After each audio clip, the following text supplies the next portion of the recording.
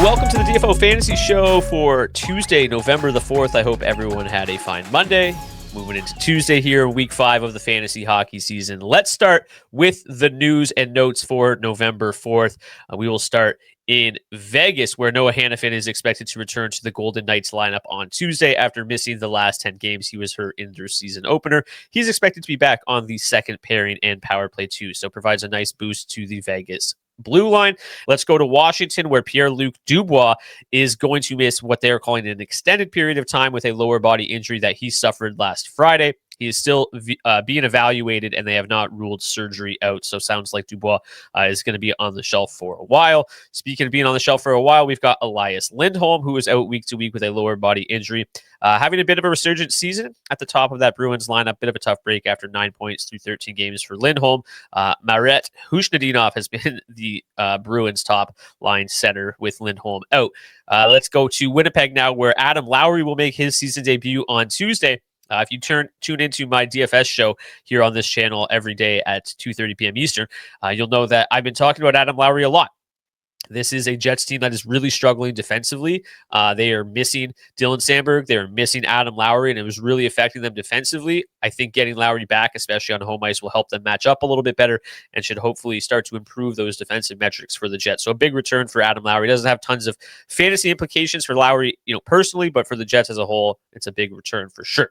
Then we go to the Buffalo Sabres, where both Yuri Kulik and Jason Zucker are doubtful to play on Tuesday. They only had 11 healthy forwards. They recalled Noah Ostlund this morning. So they have 12 healthy forwards, but they are missing 6 forwards from their opening night lineup. Literally half of their forwards are unavailable right now. So not great news. A very depleted Sabres forward group right now. And the last one, just a quick update here on Tyson Forrester. Lower body injury. He missed their last game. He was placed on IR on Monday. He's expected to miss about a week.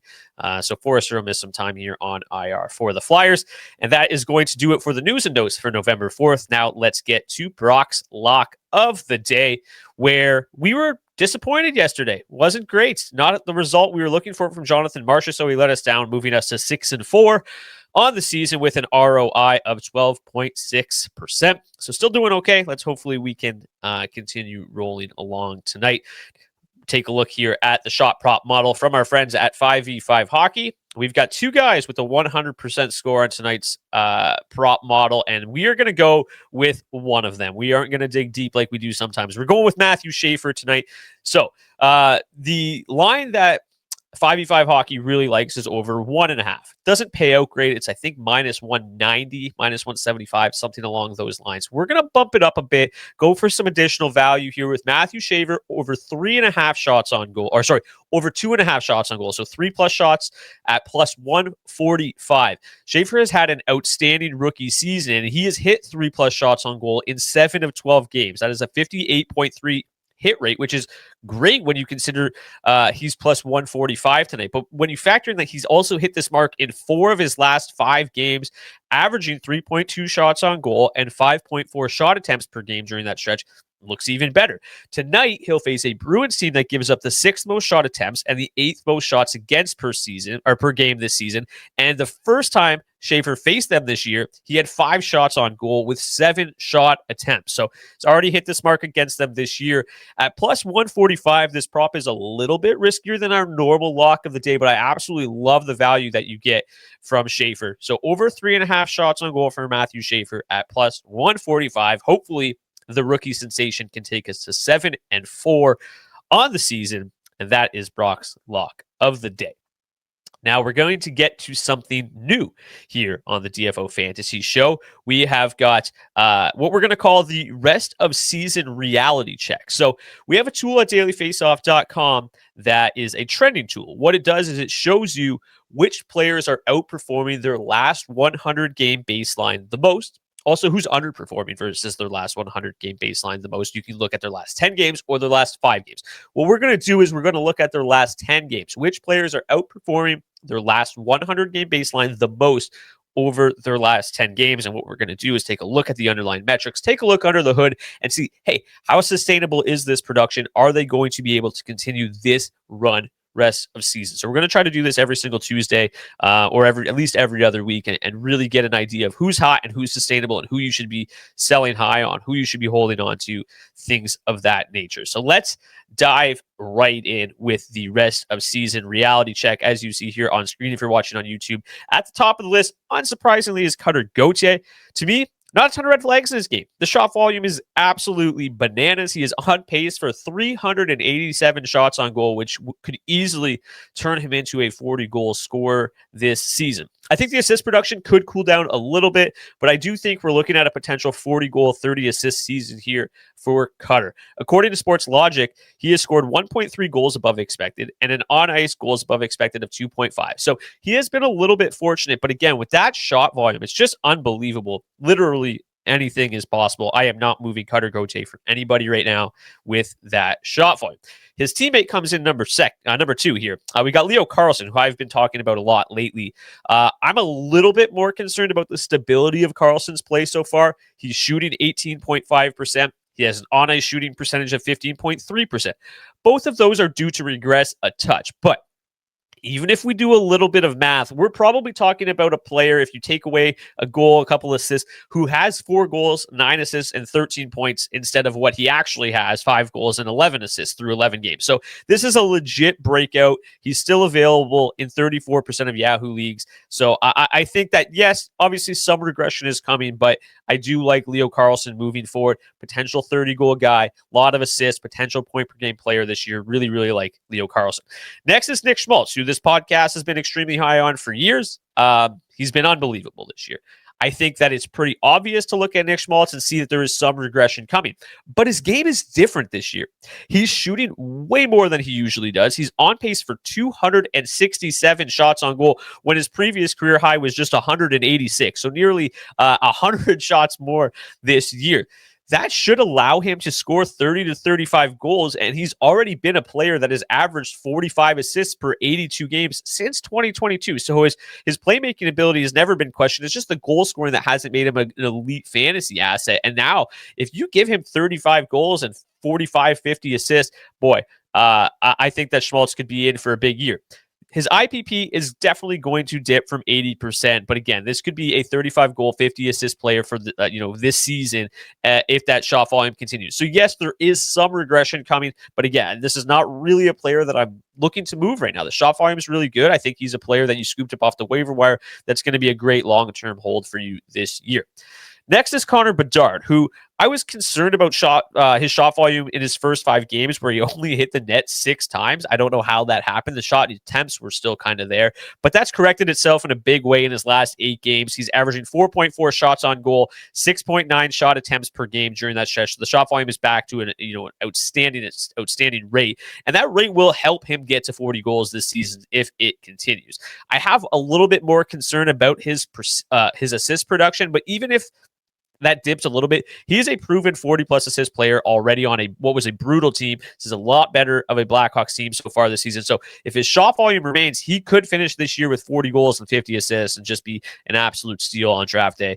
So yeah, Connor Bedard, I think like if you can get an absolutely elite return for him, I would potentially move him because there is some regression likely coming here. But for the most part, I think he's a good hold and good draft day value. You should be happy to have him on your roster. He should be slotted nicely.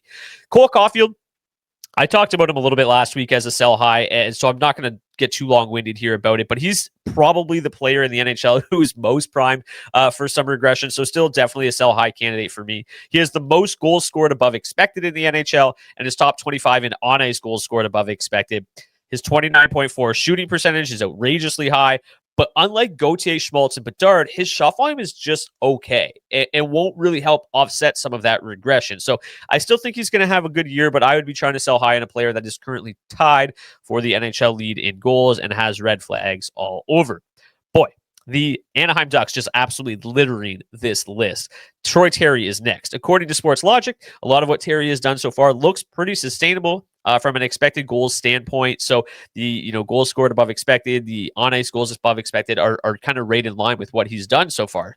But when you look at his personal shooting percentage and his on-ice shooting percentage, you have to expect at least a little bit of regression. So I think he's still a player that should score another 20 goals with that 30 assists rest of season. still available in 56% of Yahoo leagues. So if you're in one of those leagues, I think he's a pickup. Don't really think you need to sell high on him. I think you need to hold it. I think he's a good short-term addition. And if he does cool off, you can just drop him. But he's still available on a lot of wires. I wouldn't mind getting Troy Terry in some leagues. Macklin Celebrini is next. I would probably be trying to sell high on Celebrini in redraft leagues only. Let me be very clear about that. He's an obvious hold and keeper in dynasty formats, but there's just no way that Celebrini maintains what he's done so far. First of all, when you look at his overall body of work this year, it's heavily inflated by that 5-point game, and his 18.4 shooting percentage and 16.9 on a shooting percentage are likely very unsustainable. So I think what's also concerning is that the Sharks have won a couple of games in a row. They're looking better, but the underlying metrics are still really, really bad for Celebrini, especially at 5v5. So I do have concerns that what we've seen thus far is not sustainable. And he's such a big name, and he's such a sought-after commodity that I really do think you could get a massive return in redraft leagues for Celebrini. And I think you'll be pretty happy you did so. Like, I'm not saying he's going to have a bad year moving forward, but I do think there's some obvious regression coming his way, and I think you can sell high right now. Drake Batherson is next. He's been on an absolute heater in his last 5 games. He has 5 goals, 6 assists, 11 points during that stretch. But he's a definite sell high for me again right now. He's shooting 35.7% over that stretch, which is obviously ridiculous. 22.7% for the season. His on-ice shooting percentage is 21.1%, which is just absolutely insane, and currently the 4th highest mark of the season so far.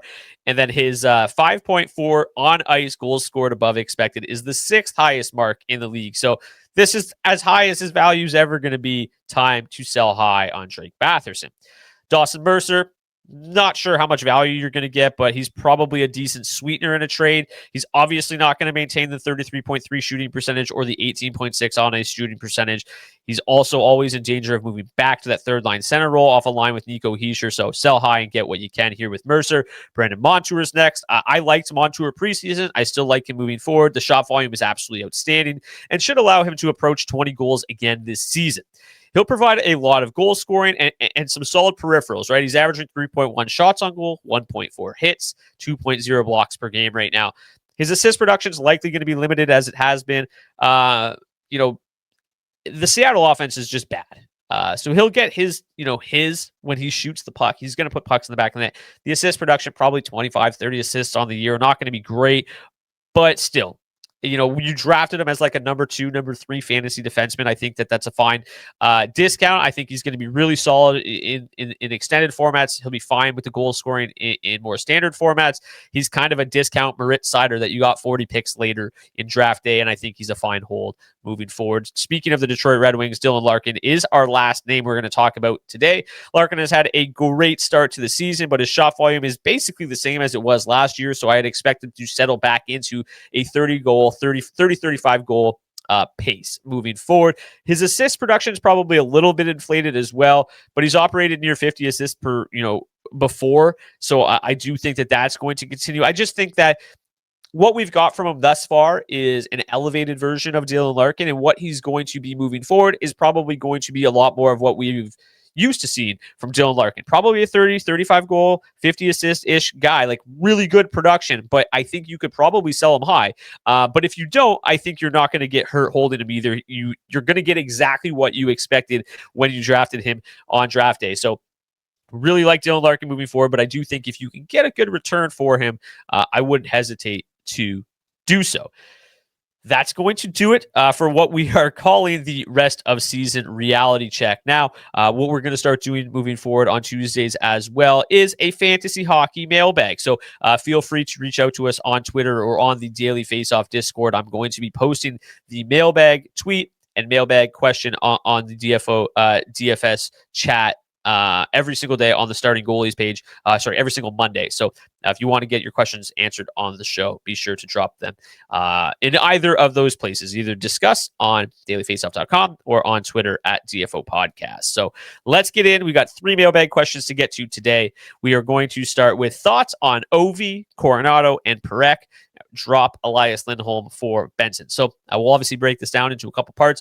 For Ovechkin, he'll likely be fine for where you drafted him. The underlying metrics are still really strong.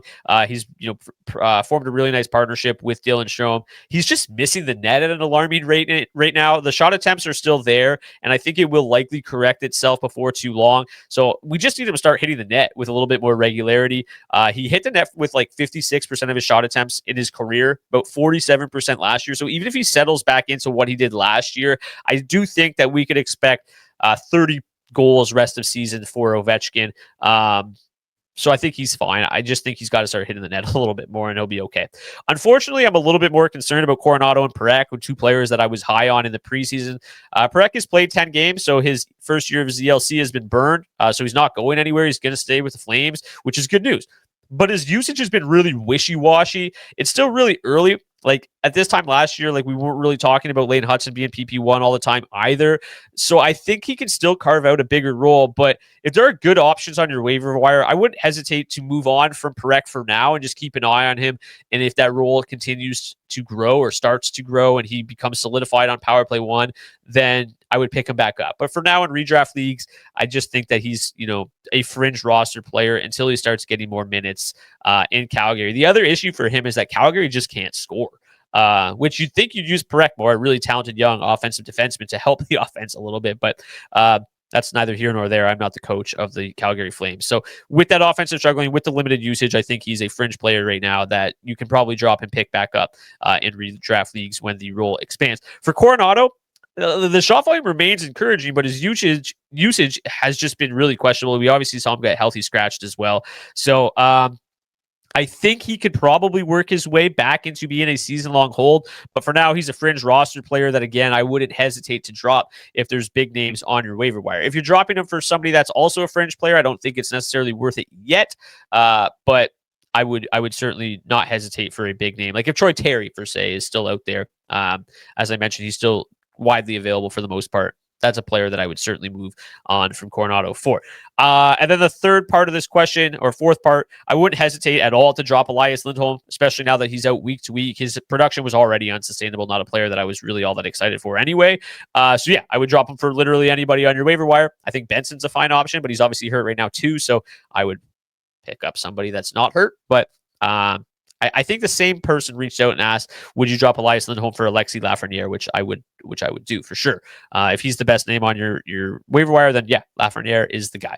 Question number 2 comes in here. How much longer do we hold Matvei Michkov in a head-to-head category salary cap league? Would you rather Wool, Wolf, and Kemper? Who would you trade versus Keith? So we'll start with Michkov. Unfortunately, I think anybody who owns Michkov right now is in a tough spot because the metrics suggest he's been pretty unfortunate so far, but his shot volume and usage are also very underwhelming and have dipped below what we saw last year.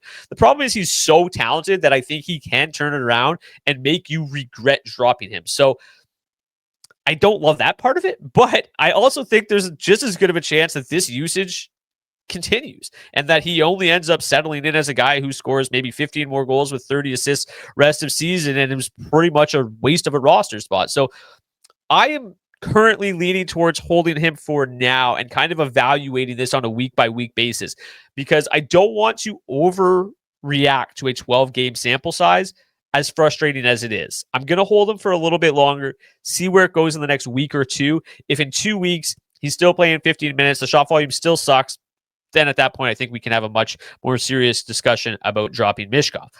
As for the goalie question here, so head-to-head Cats salary cap keeper league. So in a keeper format, Wolf is obviously the best goalie of the bunch moving forward. The problem is the Flames aren't going to be great this year, so he might be a bit of a tough hold this year. He's not going to help you a ton. He'll be fine. So I would keep Kemper this year to hopefully help solidify your goaltending this season, and I think that it at least gives you a good balance of trying to win this season, still be competitive this year, but also positioning yourself nicely for the future. So Wool would be the one that I'm trying to move at the moment. Question number 3, our final question of the day. Is Geeky a sell high or a hold? And is Fantilli a hold or a drop? Also, what's your opinion on Mason McTavish? So Geeky is an absolute, no doubt, absolute definite sell high candidate for me. I would be shopping him immediately. His underlying metrics, as I mentioned with Elias Lindholm, are awful, and he is just obviously not going to maintain a 32.1 shooting percentage. However, dating back to the middle of January, Geeky has scored 33 goals on his last 99 shots on goal. So that is like, it's over 33%. Maybe he's the greatest goal scorer of all time and can maintain a 30% shooting percentage. I lean towards that not being the case, obviously, but like, boy, it has been an unbelievable run for him. But it's got to come to an end eventually. It's just no one maintains that shooting percentage. So yes, definite sell high. Adam Fantilli, I feel bad on this one. I was outrageously high on him in the preseason, and it has not worked out. I don't think that it's for a lack of trying. I think that it's going to get better. Like, he is shooting just 8% right now. So that's going to improve. He's going to start finding the back of the net with a little bit more regularity. The shot volume is still pretty good. About 5 shot attempts per game. I just think what the biggest issue is right now is the usage. Like, we saw him play 17 and a half minutes last year, and you're like, okay, that's going to be the bare minimum of what we see from him this year. He's below 16 minutes a night. That is a concern. But the metrics suggest that it's going to get better for him. So I'm certainly not dropping him. Similar to Mishkov, this is more of a week-by-week basis. Let's revisit it soon and see what happens with this usage. It's got to climb. It's got to climb.